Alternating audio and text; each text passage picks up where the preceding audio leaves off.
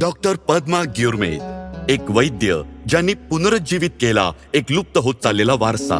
हिमालयातील शांततेत 2500 वर्ष जुनी एक उपचार परंपरा लोप पावत होती. सोवा रिग्पा, नाडी तपासून आजाराचं निदान करणं, दुर्मिळ औषधी वनस्पतींनी उपचार करणं. डॉक्टर पद्मा ग्युरमेद यांचा असा विश्वास होता की काही परंपरांचं जतन करणं अत्यंत महत्वाचं आहे. सोवा रिग्पाचे जतन करण्याचा त्यांचा प्रवास अगदी लहान वयातच सुरू झाला.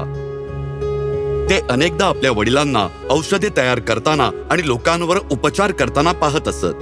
त्यांनी सोवा रिग्पाला निवडलं नाही, सोवा रिग्पाने त्यांना निवडलं. सुरुवातीला त्यांना ते शिकण्याची इच्छा नव्हती, पण त्यांच्या वडिलांनी त्यांना समजावलं.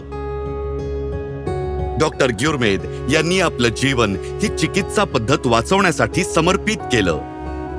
त्यांनी सोवा रिग्पावर अनेक पुस्तकंही लिहिली, पण परंपरा वाचवणं सोपं नसतं. सुरुवातीला ही सिस्टम पुन्हा उभी करणं खूप अवघड होतं. आपल्याच लोकांना पटवून देणं की हा भारताचा वारसा आहे खूप घुसमटवणारं होतं. विद्यार्थ्यांसाठी सोवा रिग्पा हा शेवटचा पर्याय असे. आमची परंपरा लोप पावत होती.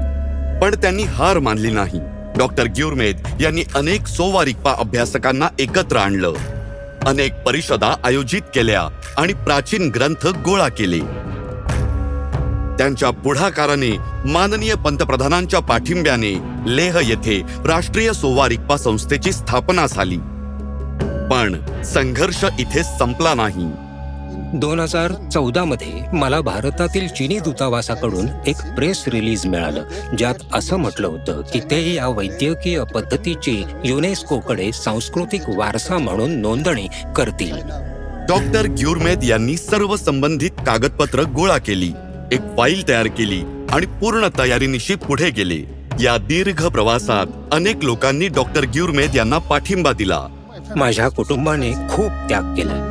25 वर्षांमध्ये मी क्वचितच सुट्टी घेतली असेल.